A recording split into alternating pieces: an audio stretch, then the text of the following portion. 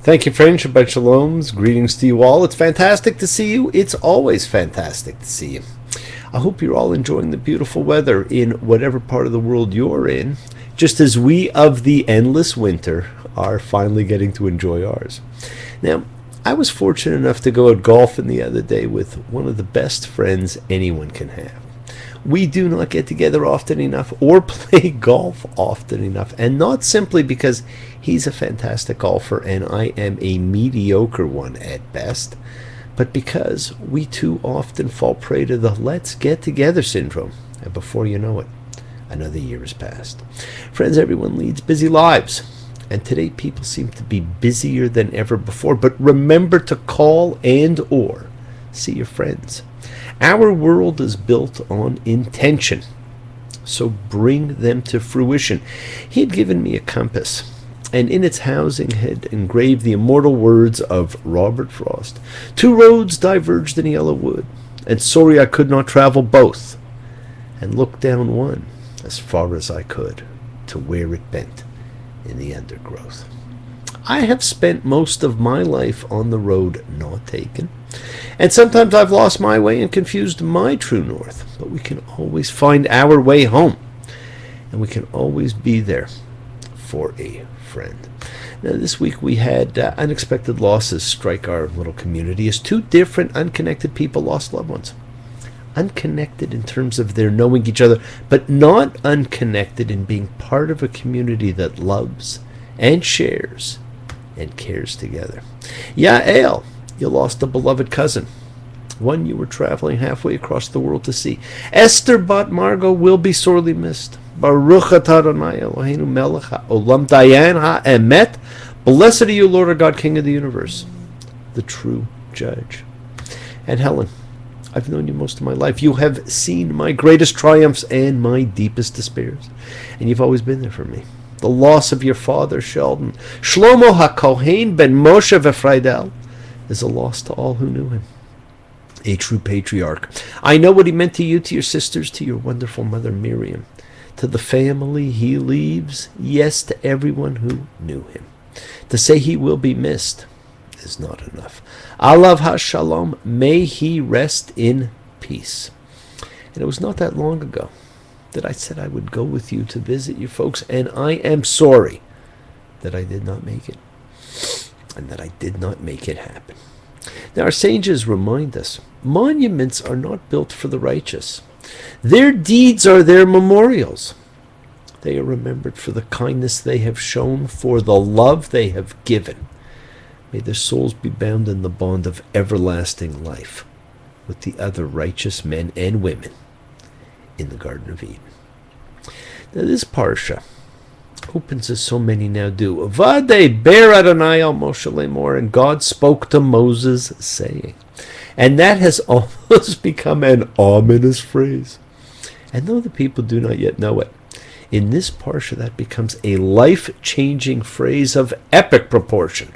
The God who clothed Adam and Eve, who shut the windows to Noah's ark, who walked among men, who made Joseph father to Pharaoh, who brought the gift of freedom to all, is about to condemn an entire generation, and it seems harsh. Shilach, send. Send men, and let them scout the land of Canaan that I'm given to the children of Israel. You shall send one man for each tribe of his fathers, every one of them a chieftain. This story is commonly referred to as the episode of the spies.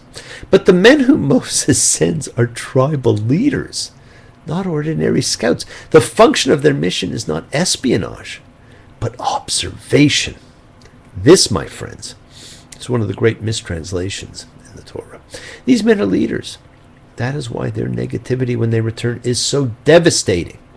It's not just a disappointing piece of intelligence. It seems today we've gotten quite used to that. No, this story is the story of failure to lead and failure to encourage. It is the failure of command. It is about the ability to lead, about who we follow, about who we lead ourselves, about our intent, and about our ability to face our fear. As Maxwell Smart, Agent 86, would say, sorry about that, Chief. You will read it and see. These are not very good spies. They are much more Maxwell Smart than James Bond. Now, they did observe a land that truly was flowing with milk and honey and was everything they had been promised, but their fear overtook them. We read in Numbers 13:22 two really interesting things. And they went up in the Negeb and came to Hebron. And Ahiman, Sheshai, and Talmai, the offspring of the giants, were there. First, it brings us back to Hebron, the site of Abraham's greeting the three angels, where he first spoke with God, where the matriarchs and patriarchs are buried.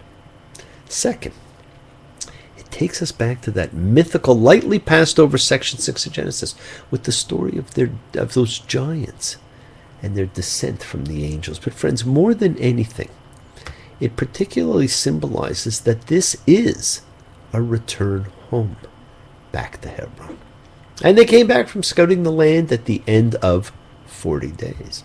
Now, they reported stalks of grapes that took 2 men to carry, that the land was flowing with milk and honey, and everything was great.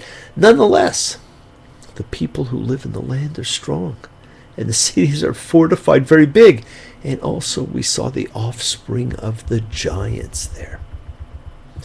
And what's interesting is they now add a little embellishment to the story, right? So they add that the people were stronger than they, that the land would eat them, and that the giants make them look like grasshoppers. And the giants probably do make them look like grasshoppers. And so the people, all the children of Israel, complained at Moses and at Aaron. And all the congregation said to them, if only we had died in the land of Egypt, or in this wilderness, if only we had died. Oh, woe is me. Time for a complaint. Now, you ever hear the expression, be careful what you ask for? Well, friends, they get their wish.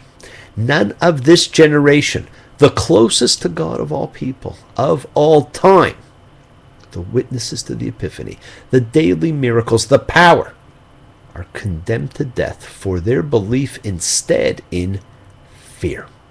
Fear. It makes us question. It makes us panic. It makes us project negative thoughts and bring them to life. It is Egypt and Mitzrayim. Confinement. Your Pharaoh.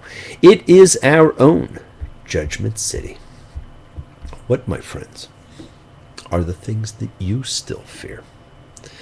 It is why Passover was the dominant holiday to biblical man, and we have forgotten. Nothing is more important than freedom. And God says, how long will they not trust in me with all the signs that I've done among them? Now, why in fact do the people not trust? Why are they still afraid and doubtful? They have seen their God handle Egypt, the major power of the world. Why would they doubt that he can handle the Canaanites? They have seen him manipulate the whole of nature with the 10 plagues and the splitting of the sea. They have seen water come from a mountain crag. They have heard God's voice from the sky at Sinai. They are eating miraculous manna every day. They've just miraculously been provided with quail to eat, all they can eat. Even as they complain in this moment, there is a miraculous column of cloud and fire right in front of them. Why are they afraid? What was true, my friends, when they left Egypt is still true. They are still slaves in their hearts. Now, God decides to kill everyone and start again with Moses, but Moses suggests that it's more powerful to be merciful than to punish. In some circumstances, compassion is weakness. In others, it requires enormous strength. Now, Abraham had made no difference in the Sodom and Gomorrah bargain. But here Moses is different. He's pictured as actually making a difference in a divine decision and in the fate of the people. And he does it by appealing to God's ego. What will the world think if you went to the trouble of freeing these people from Egypt and had to kill them instead of deliver them to the land you promised? So he's basically saying, were he now to destroy the Israelites, The effect would be to unravel the great complexity of the Exodus by encouraging the nations to question whether the Lord has any real power. The ego of man projected right onto God. Wow. I'm surprised he didn't ask God if God wanted to share in the fun of painting a fence. So God says, say to them, as I live, the Lord declares, just as you have spoken to my ears, that is what I will do to you. In this wilderness, your corpses will fall, and all your reckoned ones from 20 years old and up, for you have complained against me. You shall never come into the land about which I lifted up my hand, vowing to make you dwell within it. And of course, all your reckoned ones means that incredible census conducted at the beginning with so much fanfare, all for naught. They're all to die. The people bring about their own fate. Another case of ironic divine punishment to suit the crime. They could have had the land and lived, but they were afraid. They said they would die and their children would be made captives. So now they will in fact die, but their children will live and one day be free in the land. This is the most dramatic demonstration yet of the people's persistent slave mentality. I and I, in creation where one's nature neither honors nor forgives. I and I. One say to the other, no man sees my face and lives. Now Judaism and subsequently Christianity and Islam are based on your intention, your kavanot. If you are fear-based, you will not get very far. You imprison yourself by thought. If you are avoiding something, you are fear-based. This generation was fear-based. Their children were not. But we must ask ourselves, what do we tell ourselves? What do we tell our kids? Are we fear-based? Have we taught our kids to be fear-based? The wilderness generation is not ready for the life of free people in a land of their own. And so this is left for their children, who grow up not knowing the experience of having been slaves. How do you reverse an entire generation's experience? Now, in our own age, we see the impact on the lives of the survivors of the Holocaust.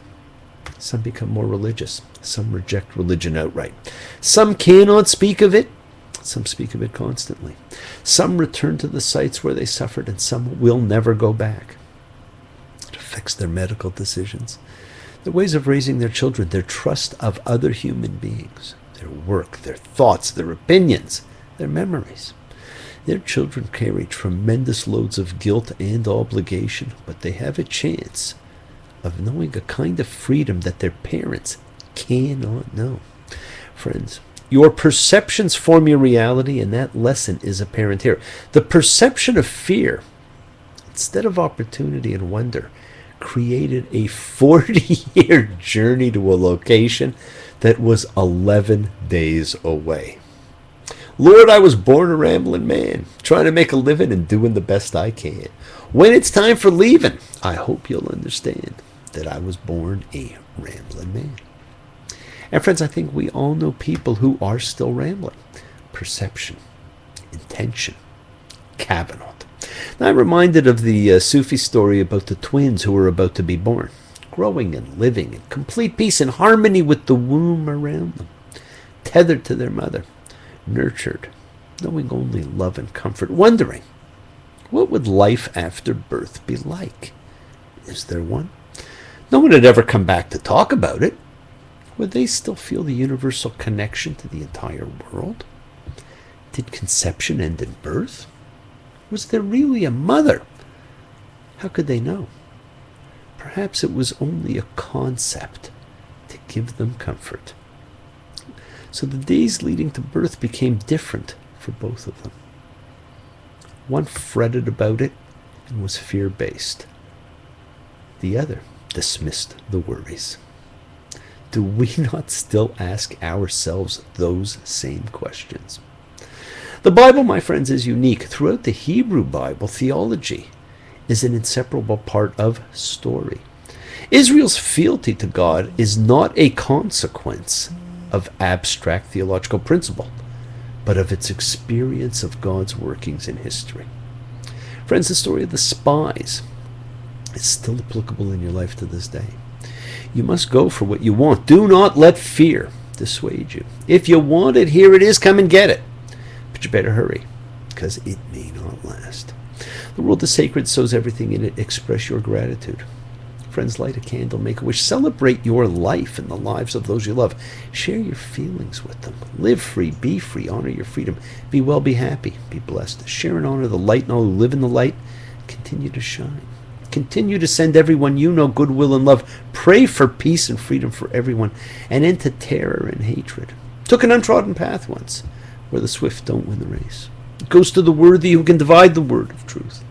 Took a stranger to teach me to look into justice's beautiful face. To see an eye for an eye, and a tooth for a tooth. And remember, friends, we are a community. We learn together. We celebrate each other. We love each other. Helen, I am with you.